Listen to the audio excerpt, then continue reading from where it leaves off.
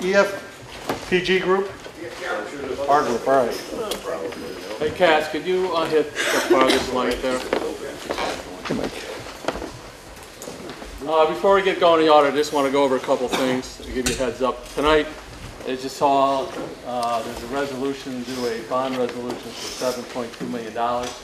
Let me explain that what it is before we get into the actual board meeting. This will have to be a roll call vote because we're voting on debt. This is what you're adopting tonight, $7,275,000. These are approved projects that was adopted in our 2016 budget. Most of it is the bridges and roads, and then the last of the 911 and some solid waste equipment. So that's what that is, all right? And then the total borrowing that we're going to issue next month, sometime in the first part of November, will be $9,175,000, and that's the budget, or that's the bond what we budgeted in the 2015 adopted budget. Again, for roads, $1 million, highway equipment, and Kronos for that. Why we're doing this is a big reason is cash flow. As you can see, we've already expended $7.5 million that PJ had put out of cash, okay, coming from the general fund in order to cover what the expenses so far have been incurred in those projects. So the bonding itself will just pay back PJ in the general fund for what we put out. Also, PJ's put out another $1.3 million for bridges, okay, that's state and federally funded up to 90–95%, okay, until we get paid back from the federal state. We got to float that, and along with chips, there's another $400,000 until the state pays us back for the chips, okay, and a little bit of the airport, $52,000, all right. So PJ has put out almost $9 million of his own cash in order to cover these projects, okay. So that's what's happening on that resolution. Any questions before we get in committee? DJ, thank you very much. I'm penniless. One other thing I want to talk about quickly, and that's the IGT, where we stand with that.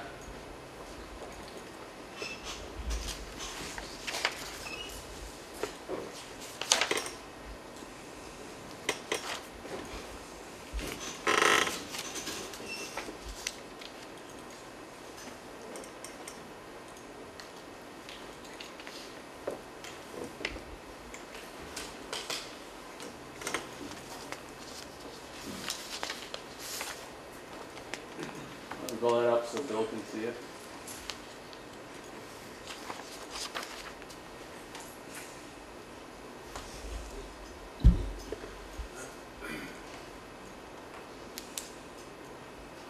All right, this is what we have gotten back from the state of Feds on what our payment's going to be.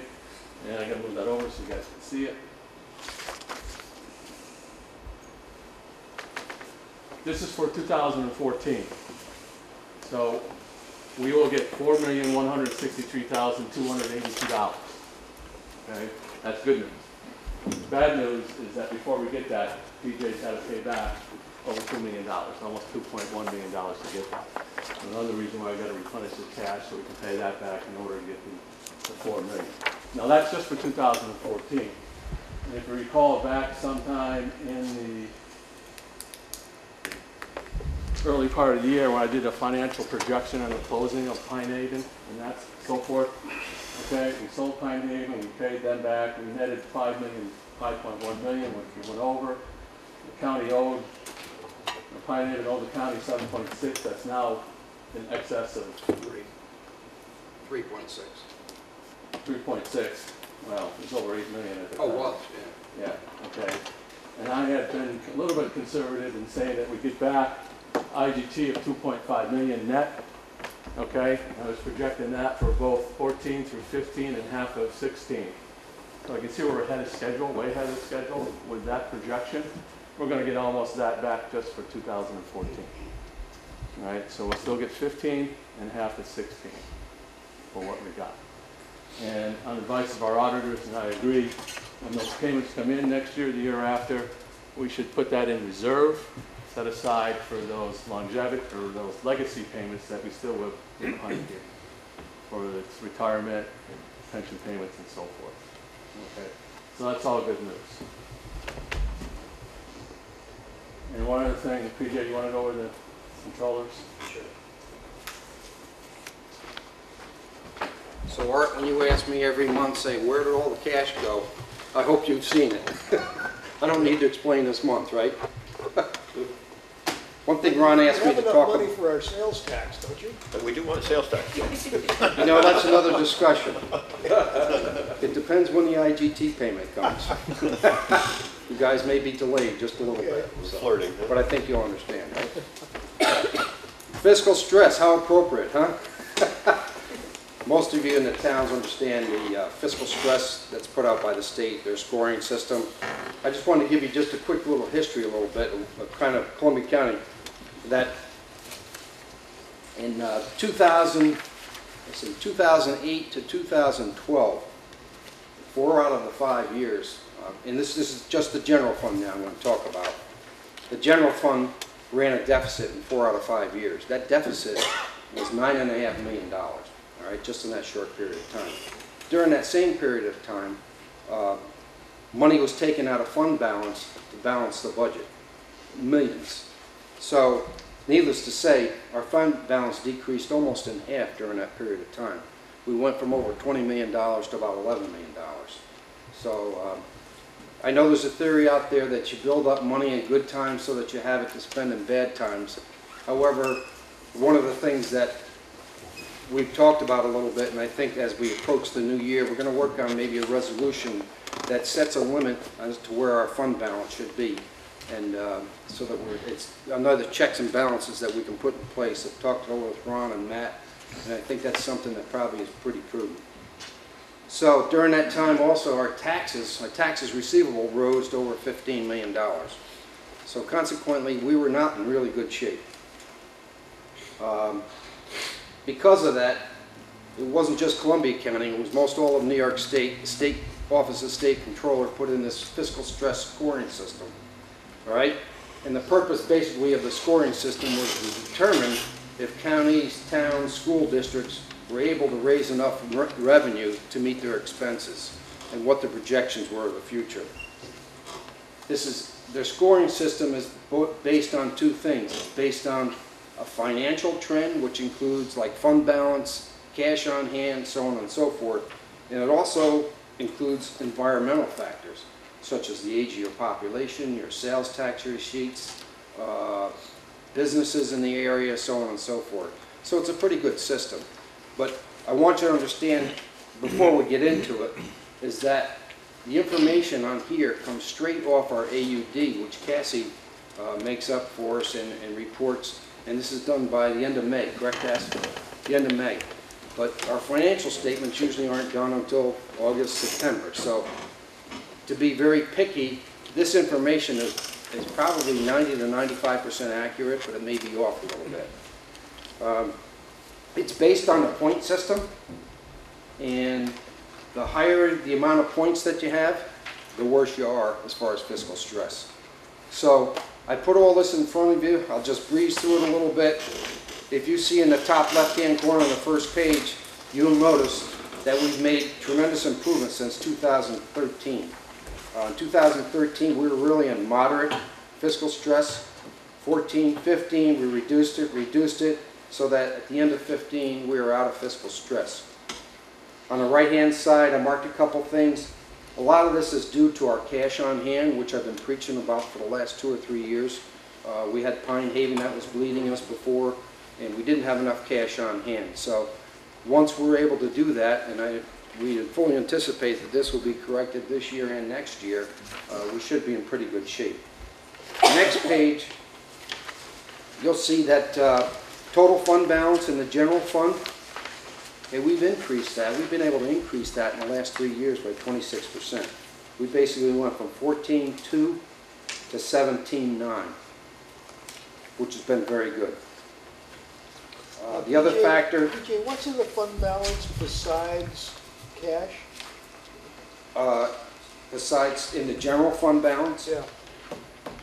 Besides cash, it's accounts fund receivable. balance is basically assets minus liabilities, so it's accounts receivable. Accounts receivable due from, you know, Okay, accounts receivable plus and cash. this is cash based, so it doesn't have PP&E in it. It's really an accurate measure of where you are. It's not all cash. Last line on that same page, I want to make a note of personnel service and employee benefits. You'll notice that's basically held the line. Now that's darn near impossible to do. And if it wasn't for the CBO, Ron's office, the controller's office, going to self-insurance, many other factors, the .1 committees, holding people's feet to the fire, consolidating positions where we can, that's what that is, all right? You've done a tremendous job. When I looked at the financials for 15 that Joe's going to present to you, the salary increases in the general fund alone for 15 were $580,000. So it's darn good. We'll skip the next page just to repeat. Basically goes to cash on hand. There isn't enough, but you'll see again, of the 29 possible points scored, all right, we went from 61% to 42%. Again, very good. Next page, I've got a couple graphs which I thought would be interesting for you because it compares Columbia County to some of the other counties. Excuse me. Cash is a percentage of monthly expenditures. All right, you'll see we have 36.7. We're actually grouped in with the capital district counties, and they have 155%. So again, we know what our problem is. We're on line to correct it. We know where we're going. Following page, for those of you that are on the negotiating committee, personnel services, employee benefits as a percent of revenues, Columbia County's at 45%, Capital District is at 40%. So our employees are taken care of. They're really taken care of, so don't worry about that. The other important factor, debt service. A lot of you ask, well, how much debt do we have? How much are we going to incur? Where are we? If you look at this, you'll see that Columbia County is 1.1% of revenues. Most other counties are 2.8, 3.1, so we're still in good shape. Last page, our total fund balance is a percent of gross expenditures. All right, we're at 15.9. Capital District is at 16.5. So we're right about there. We're trending in the right direction. I think it's important that you know that in 13, 14, and 15, as compared to 8 through 12, where we lost close to $10 million deficit, in 13, 14, 15, we've been in a positive of $5.8 million. And our fund balance has increased from 11.4 to 17.6. Again, the general fund only. And our taxes receivable went from 15 million, we're down to about 6. And that's in part due to Pat Grattan setting up a collection through the county attorney's office and the treasurer's office and the county attorney's office working in conjunction. I think we've about leveled off. I don't see that going much farther, but the key will be to try to keep it there. Last but not least, in these 3 years when we've been able to generate that income, 5.8 million, our tax increase and our tax levy for the county has been 0.7%, which is almost negligible. So really, why does all this take place? Because the procedures that were set in place back in 2012, the formation of the CBO, Controller's Office overseeing the expenditures, the Treasurer's Office overseeing the revenues. We've been able to focus on certain areas of the county. We've been able to hire the personnel that are required, the professional personnel in these offices, and some of them are in the back. Cassie's back there, John Alvin's back there. Accountants that have been able to help us so that we can get information into our financial system timely, accurately, so we can use that information to manage on a timely basis. That's about all I have for right now. Joe's going to jump into the financials. Yeah, let's jump in. One more thing about debt too. We talked about debt. Where are we with debt? And this is off the 2015 statements that Joe go over. County has $36 million in debt, long-term debt. These are bonds, serial bonds and bonds. That would come down about $2 million because we made payments this year, principal payments and so forth. All right, so subtract 2, add the 9, just add 7 to that, and that's where we are. That's where we'll be at the end of this year with debt. And all these things that happened that PJ just said, remember and give yourself credit, give, you know, finance committee credit and everything like that. We did it without raising taxes. Joe? Thank you. I'd just like to say, back in 2012, when we first started our engagement with you gentlemen, we noticed and we recommended that the accounting and the financial aspects of the county would be good with having a central business organization. And you can see what's happened over the last 3 years. It's really worked. I'm going to start. Oh, I just want to kind of say a couple of things. We're your independent auditors, okay? And as independent auditors, we work for the board supervisors. We audit management's financial statements, but it's your policies and your procedures, general municipal law that you're responsible to comply with. You leave it up to management, and we issue audited financial statements to you, and we report to you. You are the governing body. So I want to start like that. During the year, your financial statements have many estimates in your financial statements. I have to tell you what they are. The most prominent ones are all prepared by actuaries, and we review the work, make sure that the actuaries' assumptions are reasonable. This year we implemented a new GASB 68 and GASB 71 for accounting of pensions. And you'll see in your financial statements that there's a new pension liability and your overall governmental-wide financial statements for your share, the county share of the unfunded liability of the New York State Employee Retirement System. Although you have a liability, you don't have a liability as large as some other states, because the New York State Employee Retirement System is about 97% funded. So your liability is about $6.4 million of the total state liability. Very small portion, and that's required to be put on your government-wide financial statements, because eventually that liability will have to be paid in the future through future contractual obligations you have with the ERS system. So that's a new accounting standard that was implemented by management this year, and I just want to make it's in our opinion that you implemented it. So. And, our opinion basically is very consistent with the prior years. We do have a accounting dispute with management. Basically, you have a tobacco asset account, which is in a big deficit because it has bonds out there.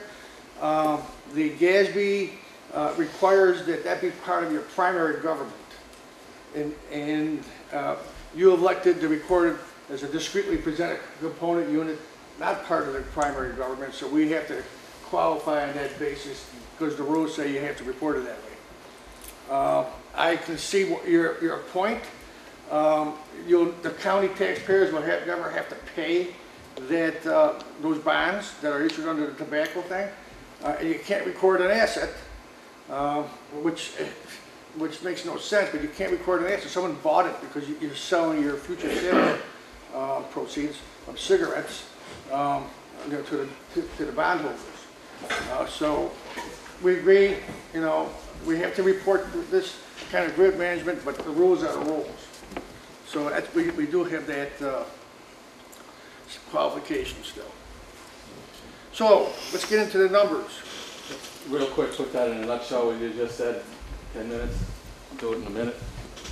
Here's our long-term debt, as mentioned, with Dan's. Okay. There's the $14 million on workers' comp. That you have your accruals for benefit time. There's your GASB 45, okay, which is your OPEC benefits, another $40.8 million. And here's the new ERS that he just mentioned that we got to now put on our share of cost of the pension. Okay, GASB 48, 6.2. So a long-term debt, and I call this non-cash outlay, all right? There's another $65 million. So when you look at the statement, it's very deceiving. We really don't have $101 million in debt, okay? All of this is because of the new accounting, okay, principles and GASB we have to follow. This is the real debt that we have with bonds and bands. And these are things that we need to record for our government finances. It's true. So excuse me, Ron, when we're comparing to other counties, are we comparing to their numbers that are the actual outlay or the as-built? All counties, some counties don't do an audit financial statement, they do an AUD only. For those counties, they don't have to report this stuff. For your county, does a complete financial statement? Yeah, so these will be done for the AUD. Yes. You need to, all kind of county, school districts and towns that are issuing debt, lots of debt are reporting this way. Although these are liabilities that are actually determined, future payments, you need to budget for those payments in the future. You're going to have to budget every year for your share of retirement. When someone's retiring, you have to pay those benefits for healthcare. Okay, so that's part of that liability. The long-term debt is not on your general fund, but you have to budget for the principal and interest payments every year.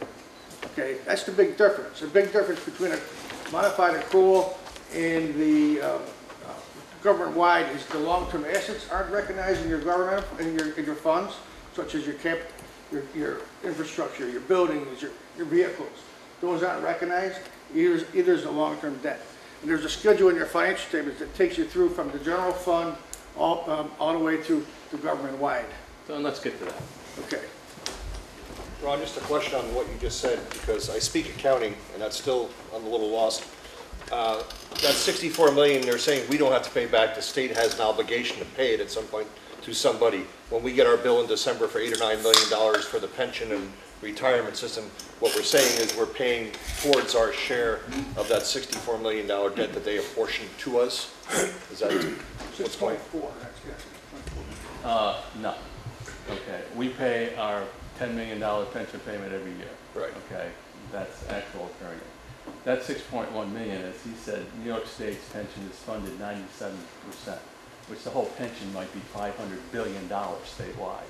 Okay, and the state has that funded 97% with its investments and so forth. Okay, it's that 3% that's unfunded. Okay, That we're getting a portion of. that we're getting a portion of. Right, and you actually got a letter. Each town received a letter. Each town should get it. You guys get it too. I didn't get it. That's Okay. Well, Oh, yeah, you did did. because Oh, yeah, it you used to go did. in your AEDs. It's our portion of that 3% that is unfunded. And if you go online, the state retirement fund, you'll see exactly what that, put your town in, and it'll tell you what it is. Here Guarantee it won't it's, find my town in it, but that's okay. Canaan was $78,000. That's the 3%, our share of that 3%. But I was talking about the $64 million question, not the $6 million Okay, the question. $64 million is basically, If it's not our debt, whose is it? well, it is. Well, it's our your debt. future debt. It's your Oh, future debt. big piece of that's OPEC. Because he's saying we have to budget 45. for it, and you're saying we don't owe it to anyone. Okay, we don't, okay? As time goes on, we'll pay it down as the years go by, okay? But on a full Kern And we'll County incur new debt. method, all right, they're saying through actuarially, you take OPEC, which is $45 million, it's looking at our employees right now, current employees working towards retirement of what the healthcare cost is gonna be So when they it's like turn an actuarial 65. table.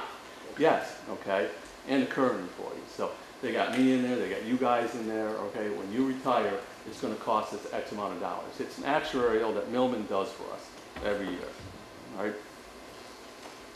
So we're showing it as a current liability. We're showing us current It's a liability. it's a Well, long-term long-term liability, okay. that will eventually, Currently stated. you have to be budgeting for those retired health benefits every year. They're retired, you gotta still pay them. You're paying the health premiums, you know, they might contribute some. And that's all taken into account by the actuary, is how you're funding those retired health care payments when they're making their assumptions. So the liability is at the county level for county employees, and if you have it at the town, you also have, your town would have a OPEB liability also, but it's long-term. Same thing with workers' comp. There's 14 million of the 65 with workers' comp. We're self-insured workers' comp. But every year you get an actuarial report of all the claims out there of what it could cost you, okay, if the employee lives long and so forth and collects comp benefits, all right? That's another projection, actually, the long-term debt. Now, we pay that every year, we pay about $2 million of workers' comp claim, okay? All right, that we pay as we go. Well, what are the actuaries using as a total term, 30 years, 40 years? Well, that depends, okay? Because those numbers are cumulative, they're not. Yeah, that depends. I mean, your life insurance, your health insurance is based upon, smoker, non-smoking, what years, male, female, so forth. So those numbers are basically, if we went out of business tomorrow and we had no more revenue coming in, that's what we'd owe over a long term. That's In exactly theory. what that is, Yeah. there, yes. What GASB does not allow you to book is you have a great asset, which is the power to tax, okay? I mean, you can't book that asset, but you do have that asset. And that's why they want to show the liabilities so that your ability, when you're taxing the future, and you're doing your taxes, you have to account how we're going to be recovering these liabilities over the long term.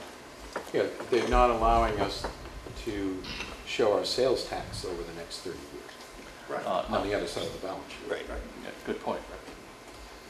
But we know it's gonna come, well, And you can understand why the state's doing this, because basically what they want to do is they want to look at every municipality and see, if you stop doing business tomorrow, right. how much is out there?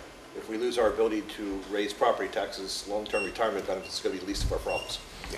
Now, the bad news on the ERS that Joe just said, it may be 90% funded last year. Today.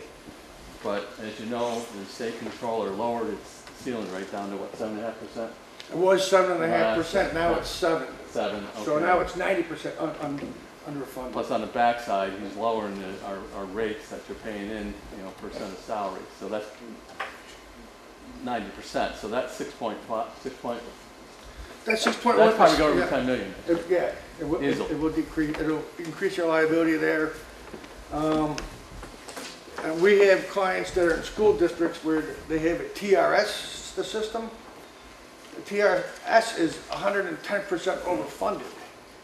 So we're seeing school districts, they don't show deficits anymore. They had this unbelievable pension asset on their financial statements, which to me makes no sense. But that's what GASB came up with. So if they're using an 8% rate of return in their assumptions, if that went down to 7%, their big asset would turn into a huge liability. So the actuaries and the assumptions they use had a big cause of action to how you're going to be funding your pension plans. And I think 8% is way too high. 7.5% may be too high. That's why they moved to 7. Nobody's getting any money in fixed income anymore, as you know. And you have to make it up in equities and other higher risks. And how is the market going to hold up in the next 10 years with that kind of scenario? So, All right. You want to start with the assets, liabilities? I want to go right into page 16. No,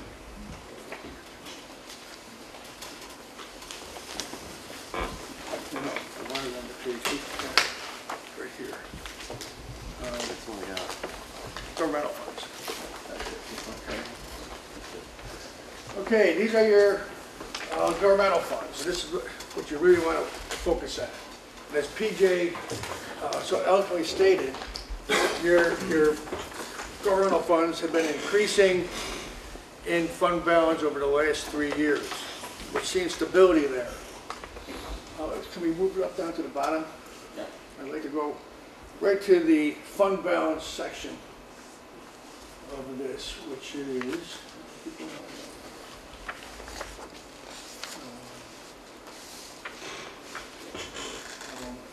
sorry, that's not presenting, keep going.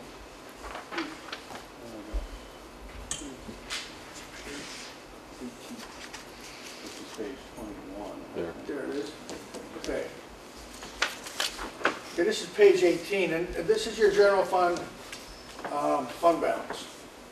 Your general fund balance, as PJ said earlier, is $17,675,000. Okay, it increased $2.1 million from 2014 to 2015. Again, these are 2015 numbers. So that is a very healthy fund balance. PJ so stated that the county is no longer in terrible fiscal stress. been increasing your fund balance for the last 3 years.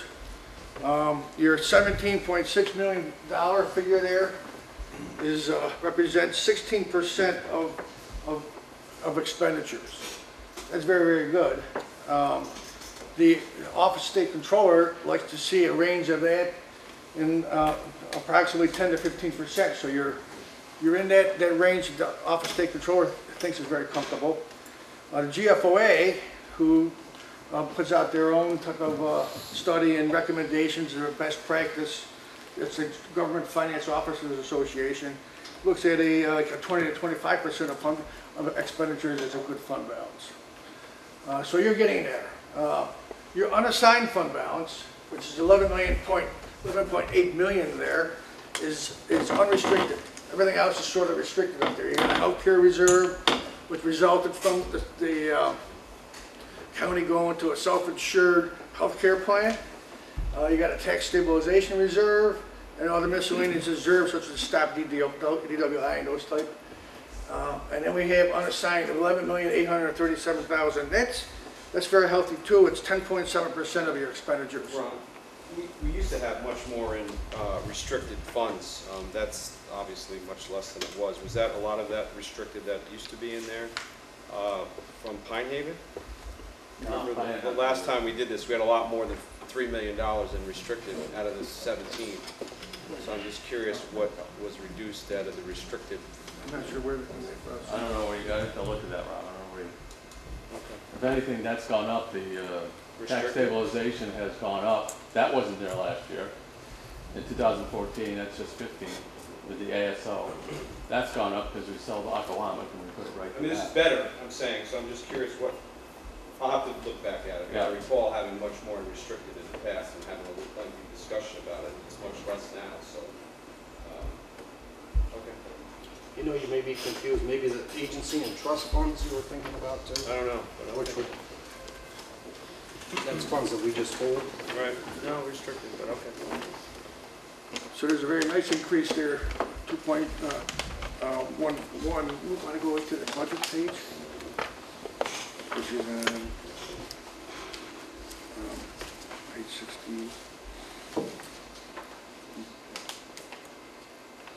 64.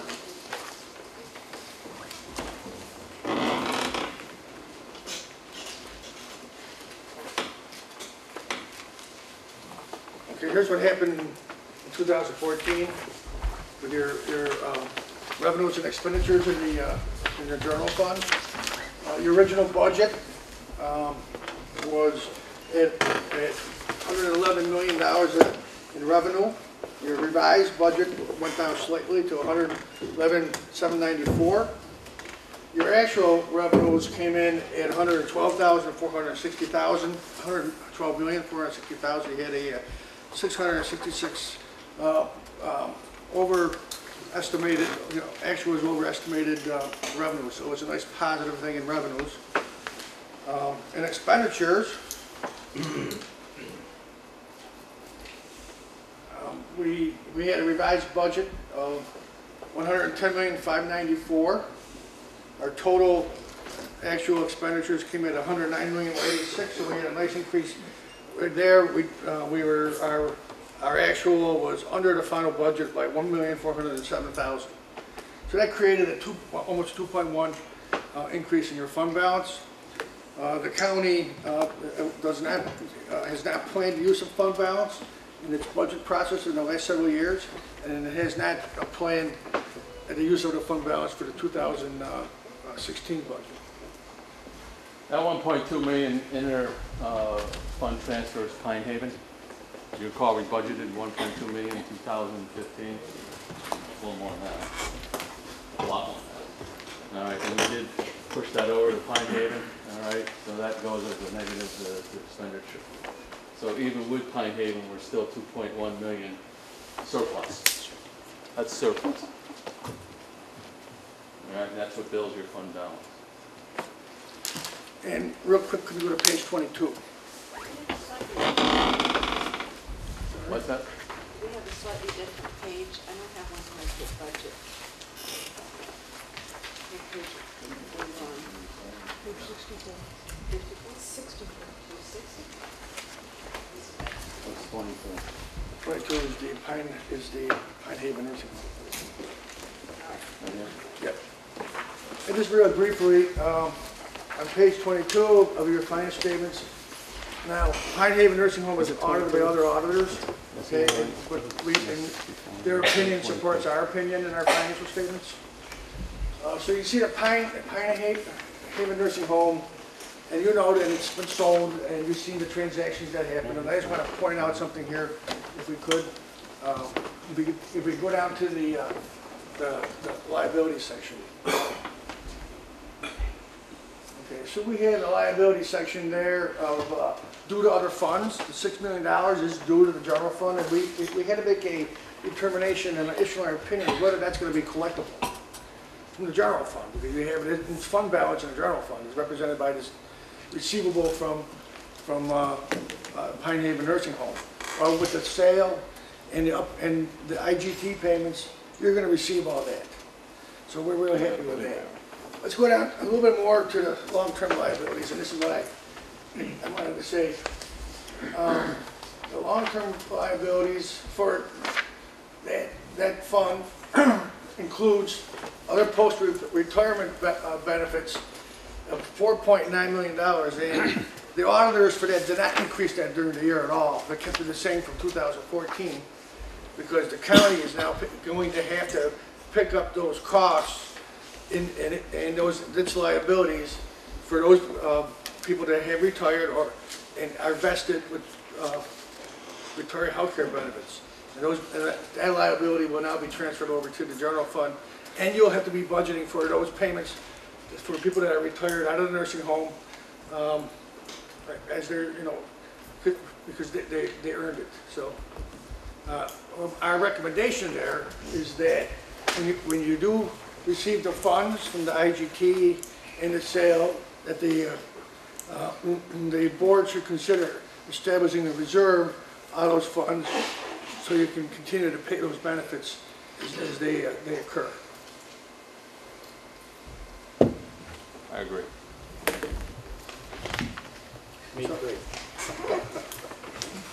So as a summary, we also audited your federal funds. It's called a single audit. We audited the federal funds. We audited 3 major programs. We had no problems with anything. We had no findings, no reportable conditions. Everything was accordance to all the regulations and compliance regulations for those programs. We also audited and issued a report to the New York State Department of Transportation for funds that they provide that are non-federal, but they're state funds, such as the CHIPS program. We audited those programs and issued a clean, unqualified opinion on those programs also. Any questions?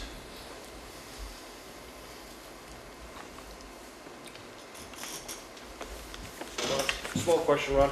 Have we figured out the impact of the loss of the Pine Haven employees on the healthcare self-at-risk policy? Are we going to have issues with a lower membership next year in terms of costs?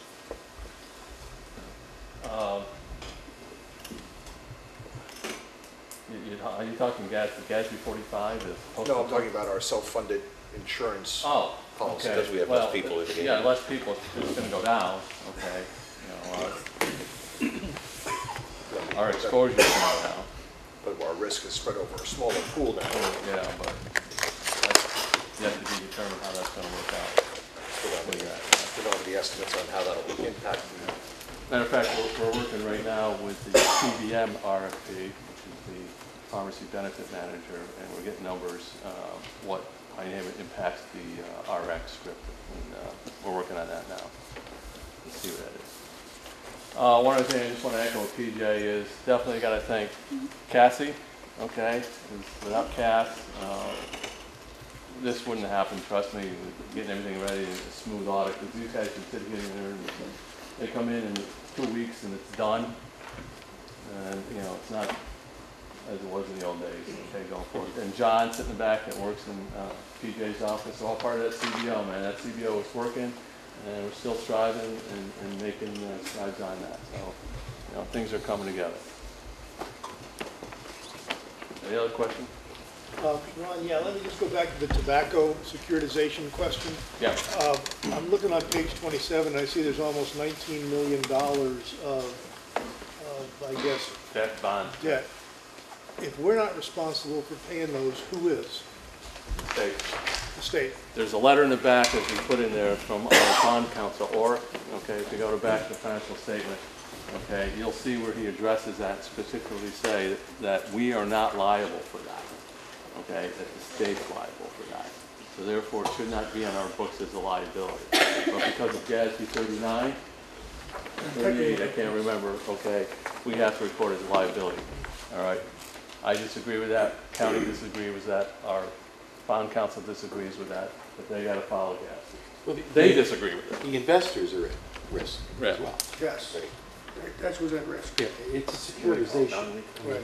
it's a debt securitization, you got it off of our balance sheet. We have no risk. So we're basically saying, why should we record it as debt? No, I get that part. I was just curious as to who is liable, who's obligated to pay those investors. You're saying the state is. Non-recourse debt, not ours. The bond holders took a risk, and are getting a good rate of return on those bonds. And it's based on the sales, domestic sales of cigarettes. So as the tobacco companies are selling cigarettes domestically, a certain amount goes into the tax, and it gets securitized, and every year you get paid until people stop smoking. That's where the risk is, okay? And that's where the risk is, okay? It's based on the sale of cigarettes. Stop smoking. Matt, turn it back over to you. Thank you, Joe.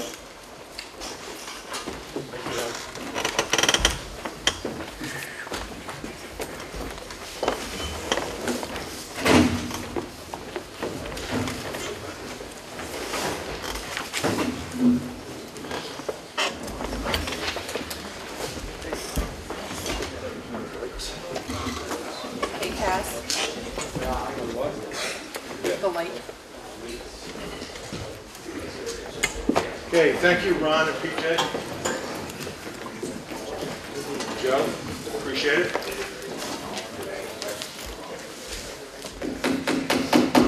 Going to call the meeting to order. Please rise for a moment of silence, followed by the Pledge of Allegiance.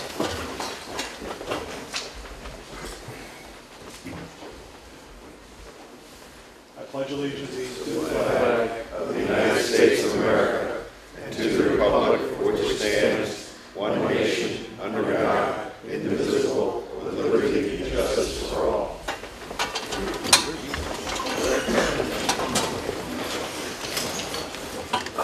Will the clerk call the roll, please.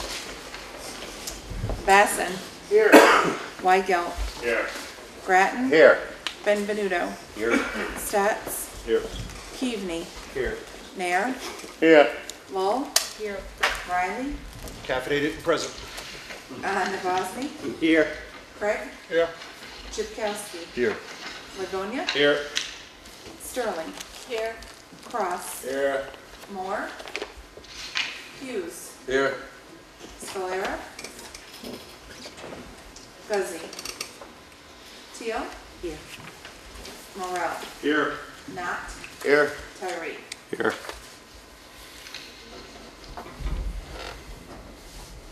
(31) 18 present, 417 absent. We have a quorum. Thank you. I need a motion to pay the bills, accept the treasurer's report, and file the minutes within the clerk's office. So moved. Second? All in favor? Aye. Opposed? Carried. I'd like to request the clerk to read the resolutions.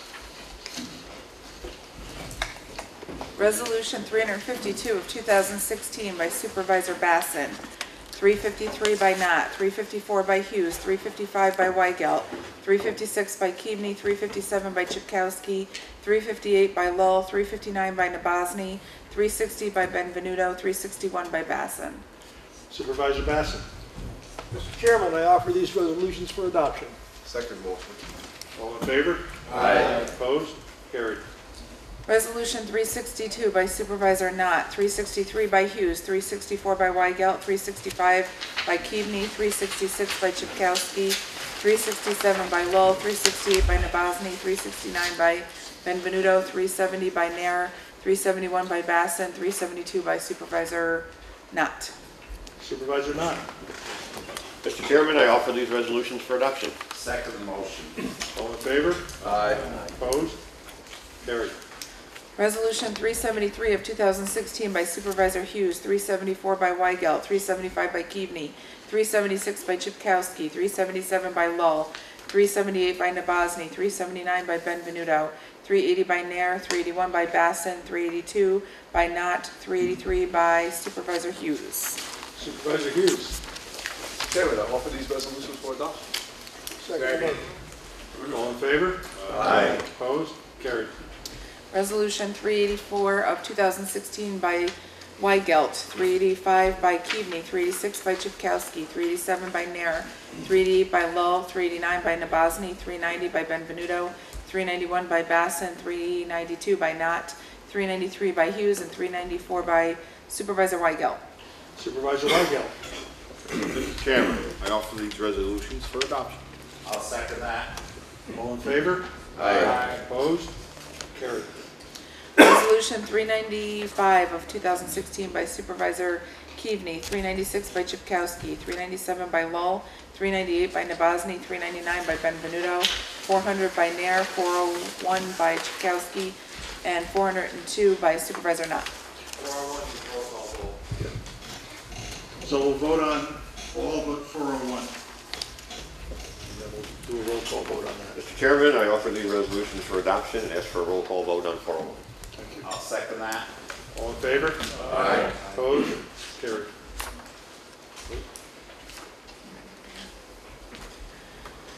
Okay. Supervisor Basson, Yes. Weigelt, Yes. Bratton, Yes. Benvenuto, Yes. Stats, Yes. Keaveney, Yes. Nair, Yes. Lull. Yes. Riley, Yes. Nabozny, Yes. Craig, Yes. Chipkowski, Yes. Livonia. Yes. Sterling. Yes. Cross. Yes. Moore. Hughes. Yes. Scalera. Fuzzy. Teal. Yes. Morel. Yes. Knott. Yes. Tyree. Yes.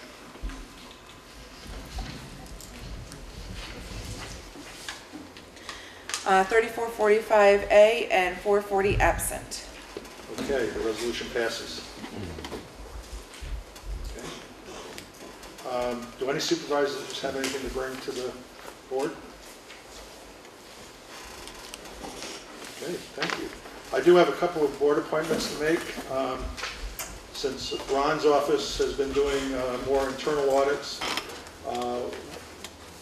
talking with the county attorney's office, we need someone independent of Ron's office to sort of review the results of those audits. So I'm going to appoint an audit committee of Rick Keaveney, Jim Guzzi, and Ray Statz. And that'll also be staffed by Ron Campanera and PJ Keeler. I also, on the probation, last month I announced a probation director interview committee, which was Mike Benvenuto, Jeff Nair, and Bill Hughes. I'm going to add Pat Gratton to that committee. And I failed to mention that staffing that committee would be Michael Reardon, our HR director. So that's all I have. And the audit committee will be a sub of finance, a subcommittee of finance. I have a motion to adjourn. Do you want to mention about the next month meeting, next month? Go ahead, Bill. Go ahead, you can talk. So for next month, the chairman and I have been working together, along with the sheriff and the DA and other nonprofit organizations around addressing and looking into the opiate addictions in Columbia County. And so we are setting up to have a presentation done for your benefit next month to further educate us before we get into really taking a real comprehensive look at what kind of role we as supervisors can play in the county. So that's something we look to bring to you as far in a presentation for next month. Thank you, Supervisor Hughes. There we go. You want to say anything about the budget process? I mean, we've had a few meetings on the budget process. I think we've got to have a couple more. We had a salary review meeting for those non-bargaining unit. Some were for bargaining, but mostly non-bargaining unit employees who had increased raises over and above the 2.5%. We reviewed that. I think by sometime in November, early November, we'll have a budget workshop with the board, and I think we'll be able to pass a budget sometime in early December. So. Looking good. Okay. Motion to adjourn? Motion adjourned, Mr. Chair. I'll second that. All in favor? Aye. Opposed? Carried.